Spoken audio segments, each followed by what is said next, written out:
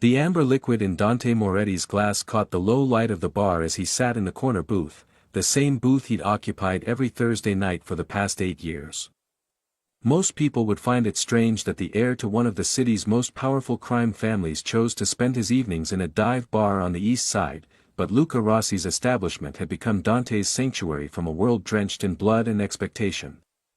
Tonight, however, the usual comfort felt hollow. The family meeting had run longer than anticipated, voices raised in the private room of his father's estate, discussing territories and tributes and the endless dance of power that governed their lives. Dante's younger sister Sophia had argued for expansion into the Docklands, while his father's advisors cautioned restraint.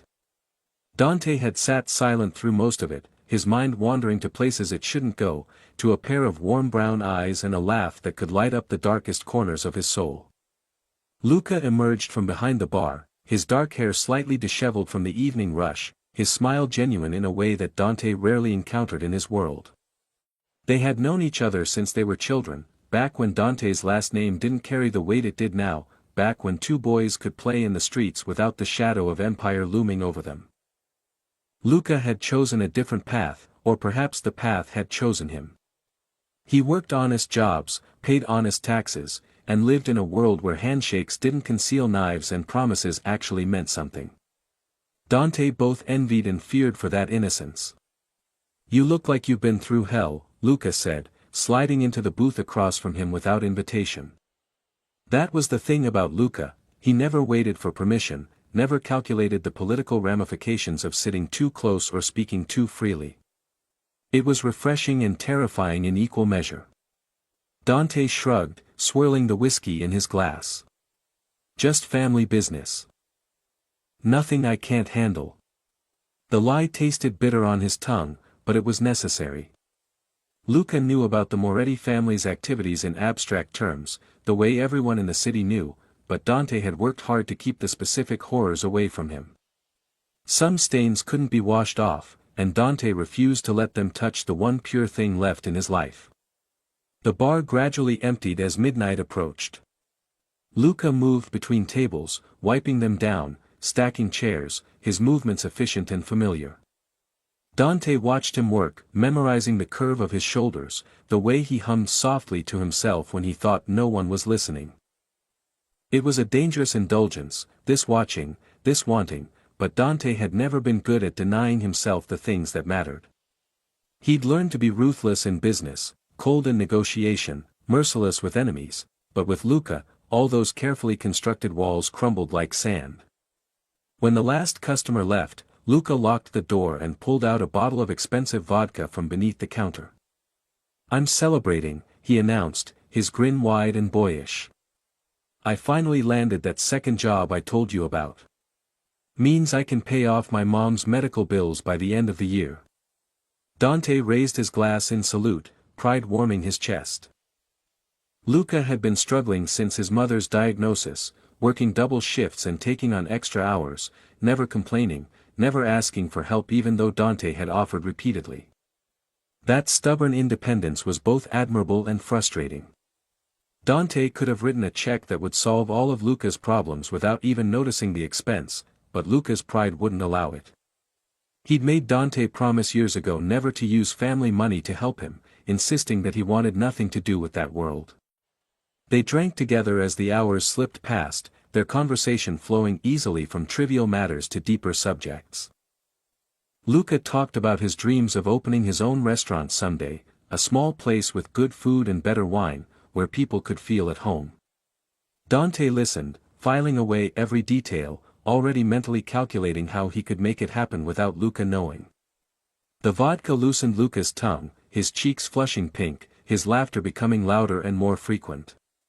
Dante nursed his own drinks more carefully, unwilling to let his guard down completely, even here, even with the one person he trusted most in the world. "You know what my problem is?" Luca asked suddenly, his words slightly slurred. He'd drunk far more than usual, the stress and excitement of the past weeks catching up with him all at once. "I'm always comparing myself to other people. Always wondering if I measure up, you know. Like, am I tall enough, smart enough, successful enough?"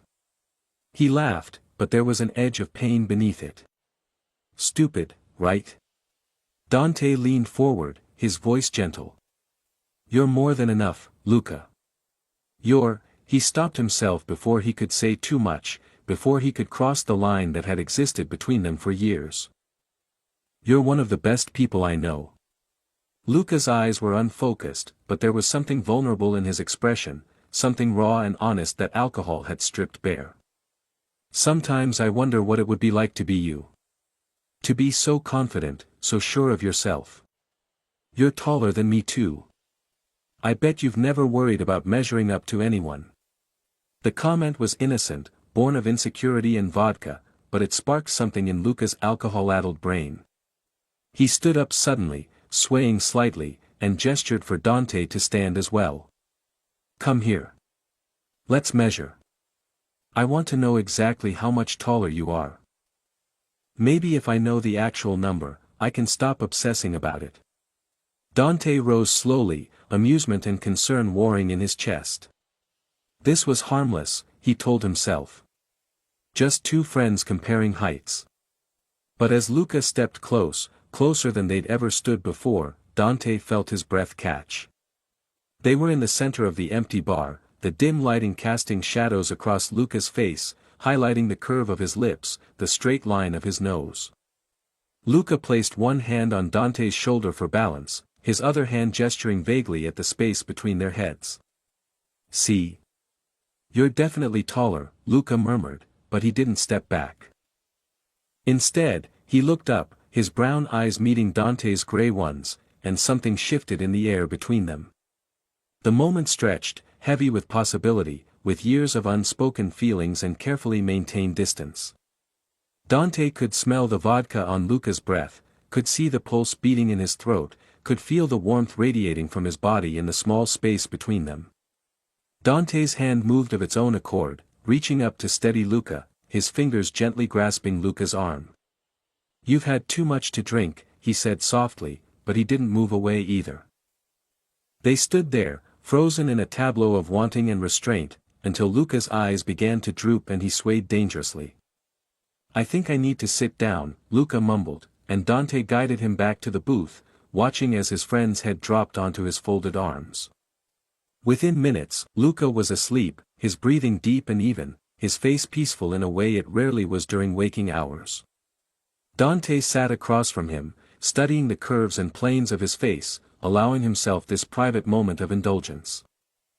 He'd been in love with Luca for years, maybe since they were teenagers, certainly since the night Luca had talked him out of doing something stupidly violent that would have earned his father's wrath.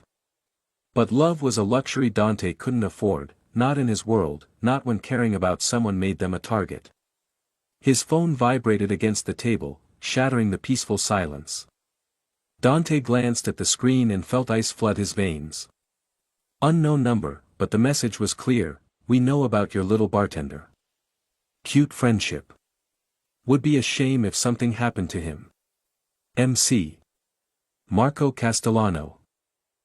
The head of the rival family, a man whose cruelty was legendary even in a business built on violence. Dante's jaw clenched as he read the message again, his mind already racing through scenarios, calculating risks, planning contingencies. They'd been watching him, documenting his visits to Luca's bar, identifying the one weakness in Dante's otherwise impenetrable armor.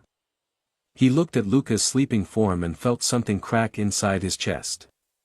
This was exactly what he'd feared, why he'd kept his distance emotionally even as he indulged physically in these weekly visits.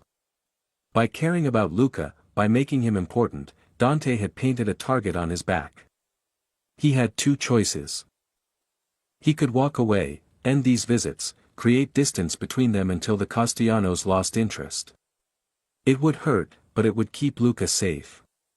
Or he could bring Luca into his world, give him protection, make him officially connected to the Moretti family. But that would end Luca's normal life, would stain him with the same darkness that Dante carried. Neither option felt right. Neither option felt like something he could live with. Dante stood and moved to the bar, pouring himself a generous measure of whiskey. He drank it in one swallow, welcoming the burn, using the pain to focus his thoughts.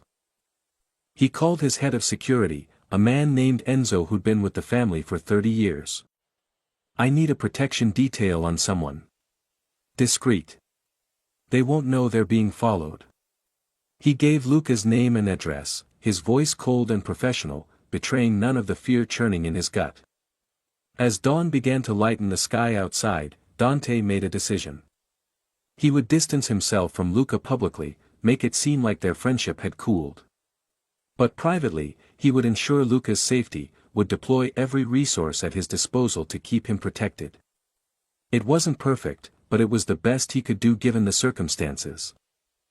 He looked at Luca one last time, memorizing the peaceful expression on his face, then let himself out of the bar, locking the door behind him with the spare key Luca had given him years ago. The city was waking up as Dante drove through the streets toward his penthouse. Delivery trucks rumbled past, shop owners rolled up their shutters, and the early morning light painted everything in shades of gold and gray. It should have been beautiful, but all Dante could see was the danger lurking in every shadow, the potential threats hiding behind every corner. This was his legacy, this constant vigilance, this inability to simply love someone without turning them into a liability. He gripped the steering wheel tighter and made a silent promise to himself and to Luca. He would keep him safe, no matter the cost, even if it meant breaking his own heart in the process. The next 2 weeks unfolded like a slow-motion nightmare for Dante Moretti. He stopped visiting Luca's bar, ignored his increasingly concerned text messages, and threw himself into family business with a fervor that surprised even his father. Antonio Moretti watched his son with calculating eyes during their daily meetings, noting the tension in Dante's shoulders, the shadows under his eyes, the way his jaw clenched whenever someone mentioned the Castellano family. But Antonio was a man who understood that some battles had to be fought privately, so he said nothing, merely assigned Dante more responsibilities, more territory to oversee, more problems to solve. Luca, for his part, was confused and hurt. Their friendship had been the one constant in his life for nearly 2 decades, and its sudden absence left a hole he didn't know how to fill. He replayed their last night together obsessively, trying to figure out what he'd said or done to drive Dante away. The drunken measuring incident came back in fragments, embarrassing and strange, but surely not enough to end a friendship. He'd sent messages ranging from casual to concerned, each one met with either silence or brief, impersonal responses that didn't sound like the Dante he knew. After a week of this, Luca stopped reaching out, his confusion hardening into anger and then resignation. Clearly, whatever they'd had was over, and he needed to accept that and move on. What Luca didn't know was that he was never alone. Enzo had assigned 2 of his best men to shadow Luca at all times, rotating shifts to ensure continuous coverage. They followed him from his apartment to the bar, from the bar to his second job at a restaurant across town, from there to his mother's house where he visited every Sunday. They were ghosts, invisible and professional, and Luca never suspected their presence. Dante received daily reports, reading them like sacred texts, learning the rhythm of Luca's life in minute detail. He knew when Luca stayed up too late, when he skipped meals, when he sat alone in his apartment staring at his phone. The knowledge was both comforting and torturous. The Castellanos, meanwhile, had been watching too. Marco Castellano was a patient man, willing to wait for the perfect moment to strike.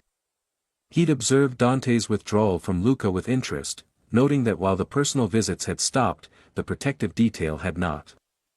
This told him everything he needed to know. Dante Moretti, the ice-cold heir to the Moretti Empire, had a weakness. And Marco intended to exploit it fully.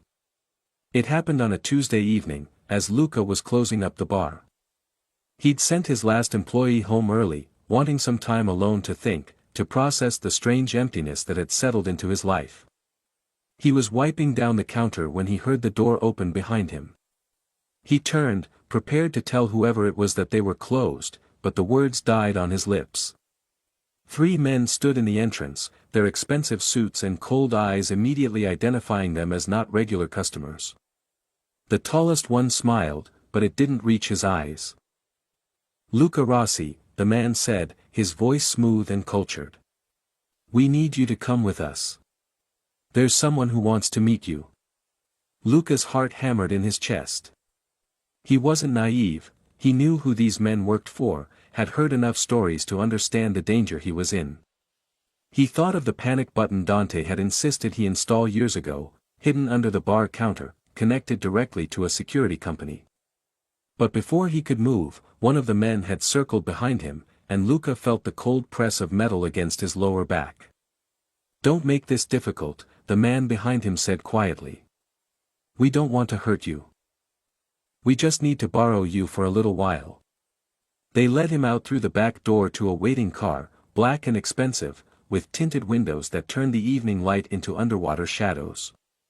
Luca was placed in the back seat between two of the men, while the third drove.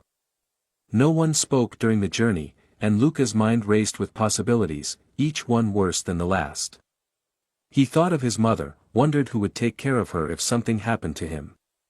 He thought of Dante, and a bitter laugh almost escaped him. Where was his powerful friend now, when he actually needed him? The car stopped at an abandoned warehouse on the outskirts of the city, the kind of place where bodies were found and questions went unanswered. Luca was escorted inside, his legs shaking but his head held high. He'd decided that if these were his last moments, he wouldn't spend them cowering. The interior of the warehouse was mostly empty, just concrete floors and metal beams, but in the center was a circle of light where a man sat in a chair, waiting. Marco Castellano was smaller than Luca had imagined, but there was something about him that radiated danger the way a fire radiates heat. He looked at Luca with interest, tilting his head as if examining an unexpected specimen. "Luca Rossi," he said, his voice carrying easily in the empty space. "Do you know why you're here?" Luca swallowed hard but kept his voice steady. "I have some ideas." Marco smiled, genuinely amused. "Brave. I like that. It's rare to find civilians with spine these days." He stood and circled Luca slowly, like a predator sizing up prey. "You're here because you matter to someone. Someone who thinks he's untouchable. Someone who needs to learn that in our world, caring about people is a liability." The mention of Dante sent a shock through Luca's system, but he tried to keep his face neutral. "I don't know what you're talking about."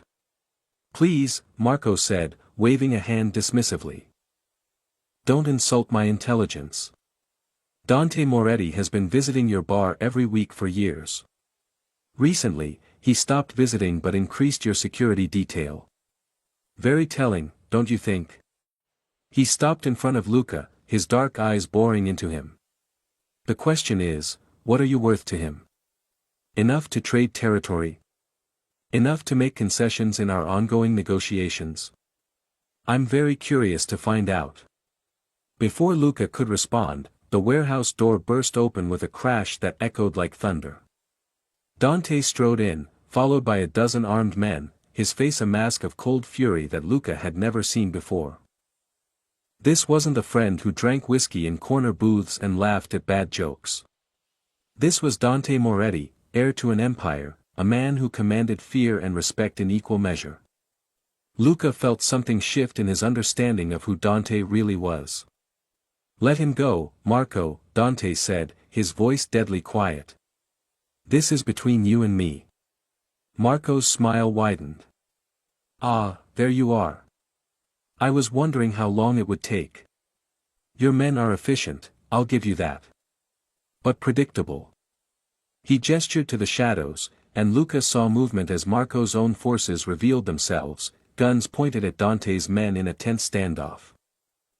"Now, before this turns into something messy that neither of us wants, let's talk business." Dante's eyes flicked to Luca, and in that brief glance, Luca saw everything: fear, anger, and something deeper that made his breath catch. "What do you want?" "The docklands. The shipping routes. And your family's protection contracts in the industrial district." Marco listed his demands casually, as if discussing a shopping list. "In exchange, your little friend goes home safely, and I promise to forget he exists." The silence stretched between them, heavy with implication. Luca watched Dante's face, saw the calculations happening behind his eyes, and realized with a sick feeling that he was about to watch Dante choose between him and his family's interests. It made sense, logically. Luca was nobody, just a bartender, while those territories represented millions of dollars and generations of Moretti influence. But the realization still hurt. Then Marco spoke again, his voice deceptively gentle. Or, there's another option. Walk away now, Dante. Tell me he means nothing to you. Convince me this was all a misunderstanding, that you don't care if I put a bullet in his head right now, and I'll believe you. I'll leave him alone. Your family keeps its territories, and we all go home happy. Luca's heart stopped. He looked at Dante, silently pleading with him to lie, to walk away, to save himself and his family. It would hurt, but Luca would understand. He'd always known they came from different worlds. Dante's response was immediate and unwavering. He means everything to me. The words fell into the warehouse like stones into still water, sending ripples through everyone present. Take the territories. Take whatever you want. Just let him go. Marco's eyebrows rose, genuine surprise crossing his features. Really? You'd give up that much for a bartender? Your father will have your head. My father will understand that some things matter more than business. Dante took a step forward, his hands raised and empty. Take me instead. Let Luca go, and I'll surrender myself as collateral until we work out the details of the territory transfer. No. The word burst from Luca before he could stop it. Both Dante and Marco turned to look at him, and Luca realized he was shaking with a mixture of fear and adrenaline and something that felt like rage. I'm not worth this. I'm not worth destroying your family over. But Dante wasn't looking at Marco anymore. He was looking at Luca with an intensity that made everything else fade into background noise. You're worth everything, he said simply, and Luca understood that this wasn't just about friendship, had never been just about friendship. The sound of slow clapping broke the moment. Marco was grinning now, looking between them with what almost seemed like respect. Well, this is unexpected. I thought you Morettis were all ice and calculation, but it seems love makes fools of us all. He paused, considering. I'll be honest, Dante. I didn't expect you to actually choose him. I thought this would be easier, that you'd walk away and prove you were just slumming with the civilians. But you've surprised me. A new voice cut through the tension. Perhaps I can offer an alternative solution. Everyone turned to see Father Giuseppe entering the warehouse, his clerical collar bright white in the dim light. The elderly priest had served both families for decades, performing baptisms and funerals, hearing confessions and offering counsel.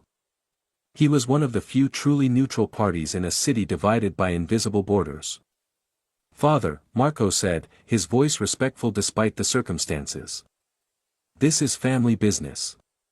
Family is precisely why I'm here, Father Giuseppe replied, moving slowly into the circle of light. He looked frail, but his voice carried authority. I've known both your families since you were children. I've buried too many of your people, heard too many confessions about this endless cycle of violence. But I've also performed marriages, blessed unions that brought peace between warring houses. He looked pointedly at Dante and Luca. What if this could be one of those unions? Dante's eyes widened. Father, what are you suggesting? A marriage alliance, the priest said calmly. Dante, you've just declared this man means everything to you in front of witnesses from both families. Luca, you risked yourself by speaking up to save him. Marco, you wanted leverage and concessions. What if instead of taking territories, you gained a formal peace treaty, sealed by a bond recognized by both families and the church? Marco was silent, his clever mind working through the implications. A marriage alliance was old world, traditional, the kind of thing his grandfather would have done. It carried weight, symbolism, and most importantly, it could end the costly conflict between the families without making him look weak. And what do I gain from this peace? Cooperation instead of competition, Father Giuseppe said. The Morettas control the northern shipping routes. You control the southern. Instead of fighting over the middle ground, you share it. Instead of bleeding money on soldiers and bribes, you invest in legitimate business. And you get to say you brought peace to the city through wisdom rather than warfare. Dante looked at Luca, a silent question in his eyes. Luca's mind was reeling. An hour ago, he'd thought Dante had abandoned their friendship. Now he was being offered as a solution to a gang war through marriage. To Dante. The friend he'd loved quietly for years but never dreamed he could have. It was insane. It was dangerous. It was impossible. Yes, Luca heard himself say. If it keeps everyone safe, yes. Marco studied them both for a long moment, then laughed, the sound echoing off the warehouse walls. You know what? Why not? I'm tired of this war anyway. It's expensive and annoying, and my wife keeps complaining that I'm never home. He pointed at Dante. But I want a real wedding. Public. In the cathedral. I want everyone to see that the Morettas and Castellanos are united. And I want those shared shipping routes in writing, contracts signed in front of lawyers. Dante nodded slowly, still looking at Luca. Agreed. If Luca agrees. Luca stepped forward, his legs steady now, his decision made. I agree. But I have conditions too. No one gets hurt because of this. Not my family, not my friends, not the people who work at my bar. And Dante, he looked directly at the man he was apparently going to marry, you don't shut me out again. If we're doing this, we're doing it together. No more protecting me by pushing me away. A smile tugged at the corner of Dante's mouth, the first genuine expression of joy Luca had seen on his face in weeks. Together. I promise. Marco clapped his hands once, decisive. Then we have a deal. Father Giuseppe, I trust you to handle the arrangements. Make it grand. Make it memorable. And make it soon. I want this peace sealed before someone does something stupid and reignites the war. As Marco's men lowered their weapons and Dante's men did the same, the tension in the warehouse gradually dissolved into something that felt almost like celebration. Father Giuseppe was already making plans, talking about paperwork and preparations.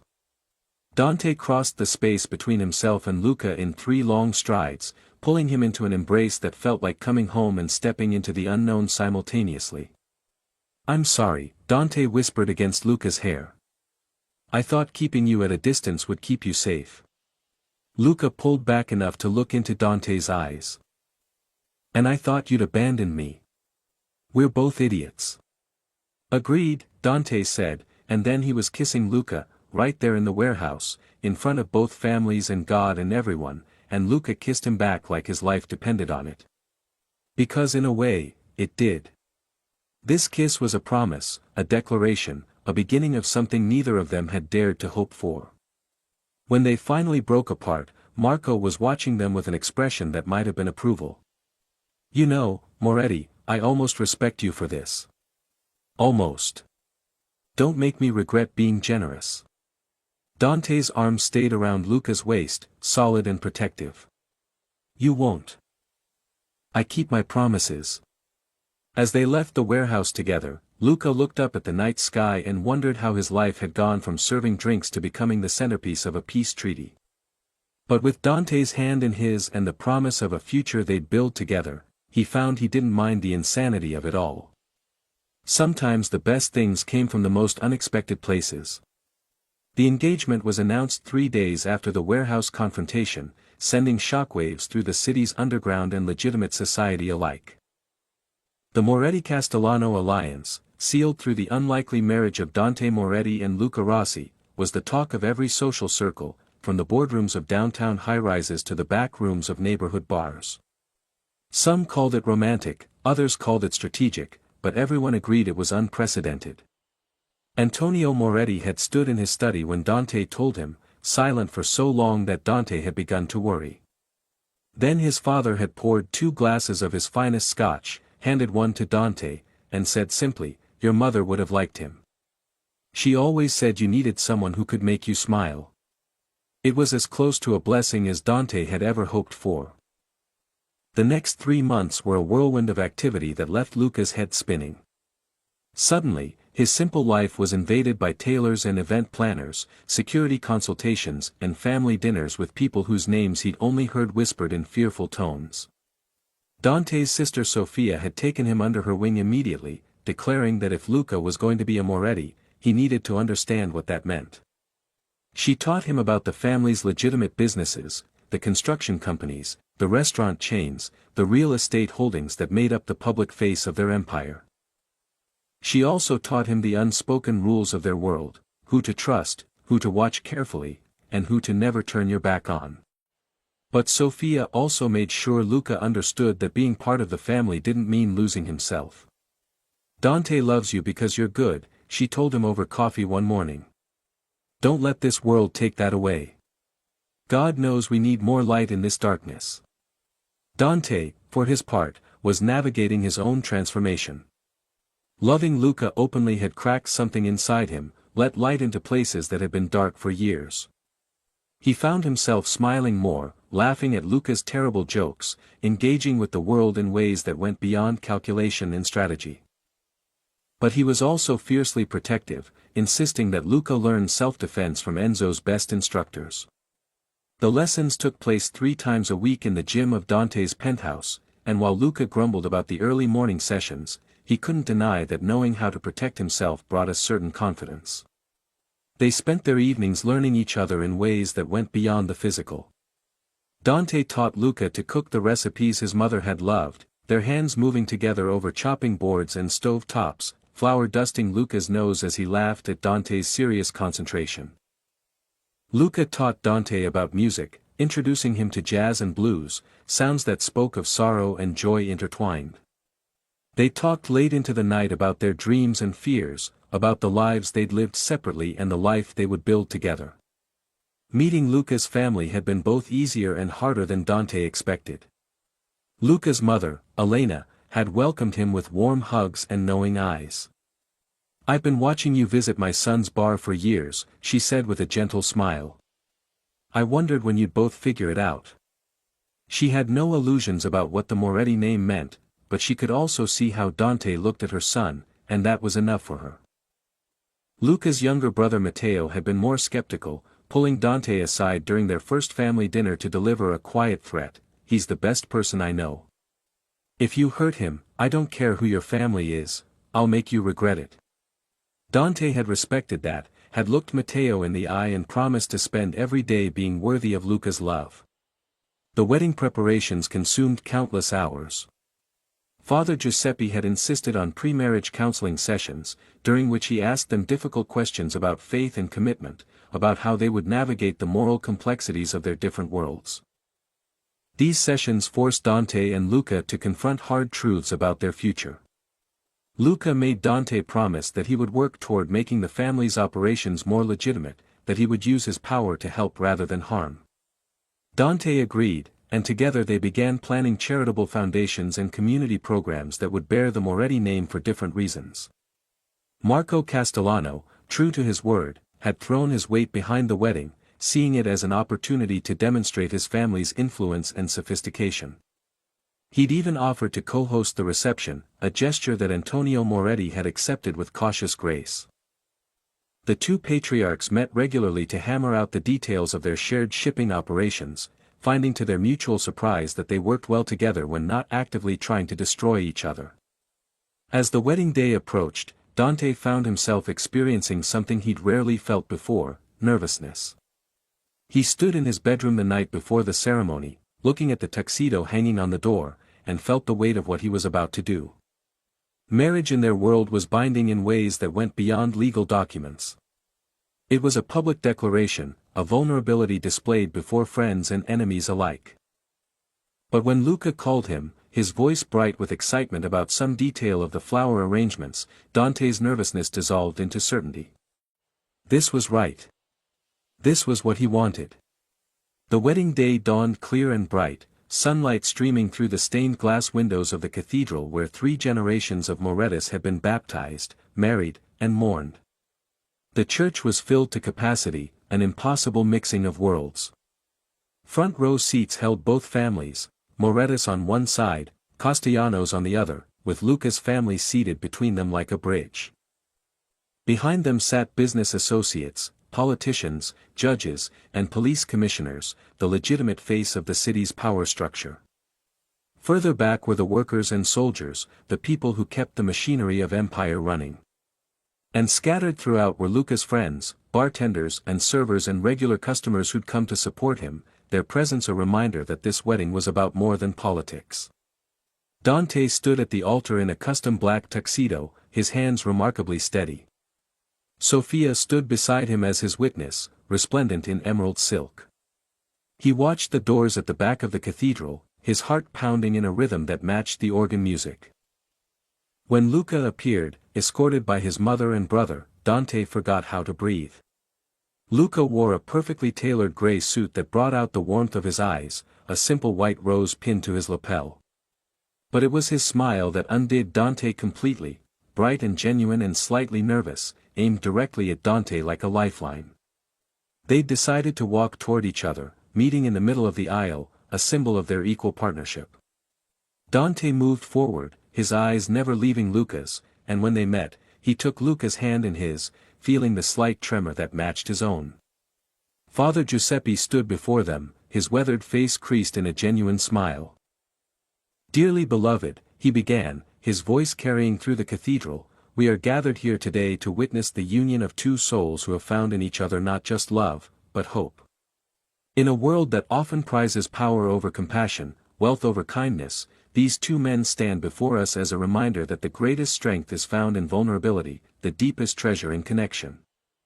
The ceremony proceeded with traditional readings and rituals, but when it came time for vows, Dante and Luca had chosen to speak their own words. Dante went first, his voice steady despite the emotion threatening to overwhelm him.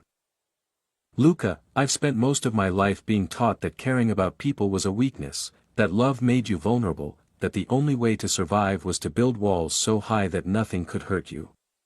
And then there was you, with your terrible jokes and your kindness and your absolute refusal to see me as anything other than a friend who needed good whiskey and better company.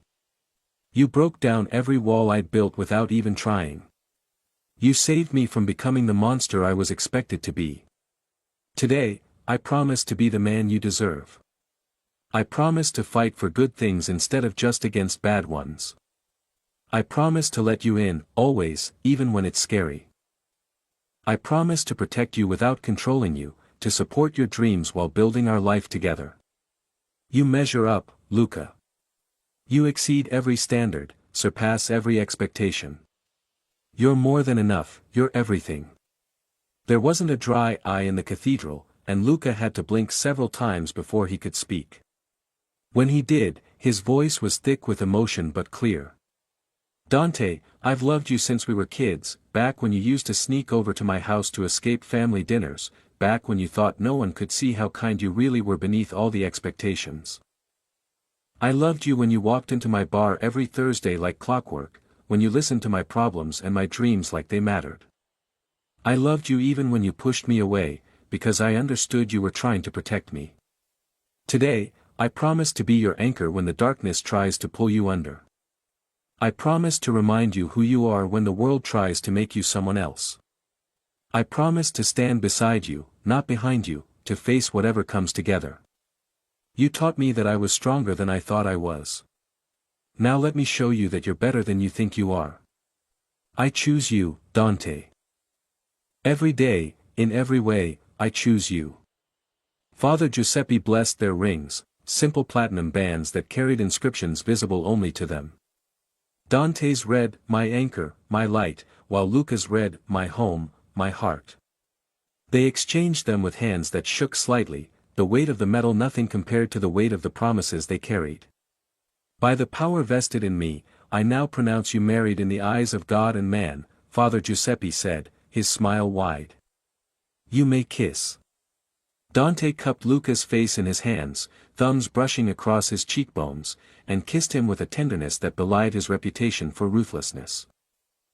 Luca kissed back, pouring everything he felt into it, love and relief and joy and promise. The cathedral erupted in applause, the sound echoing off the ancient stones, and for that moment, nothing else mattered but the two of them. The reception was held in the grand ballroom of the city's finest hotel, a space transformed into something magical with thousands of flowers and candles. Dinner was a feast that blended Italian traditions with modern elegance, courses appearing like clockwork while wine flowed freely. Speeches were given, Sophia's making everyone laugh with embarrassing stories about Dante's childhood, Matteo's heartfelt and protective, Marco Castellano surprisingly gracious, wishing them happiness and thanking them for bringing peace to the families. But the moment that would be remembered came during the first dance. Dante led Luca onto the floor as a jazz band began to play, the melody slow and sweet. They moved together naturally, Luca's head resting against Dante's shoulder, Dante's arms wrapped securely around him. Around them, the watching crowd faded into background, until it was just the two of them swaying in their own world. "Are you happy?" Dante whispered against Luca's ear. Luca pulled back just enough to look into Dante's eyes, his own shining. "Happier than I've ever been. Terrified, but happy." Dante laughed softly. "Good. The terror means you understand what we're doing. The happiness means it's worth it." As the night wore on, the celebration became less formal and more genuine. Luca's bartender friends taught the Moretti soldiers drinking games. Sophia and Matteo discovered a shared love of terrible puns. Even Antonio Moretti was seen laughing at something Elena Rossi said, the two parents finding common ground in their love for their children. Marco Castellano raised a glass in toast after toast, each one more outrageous than the last, until even his own men were rolling their eyes affectionately.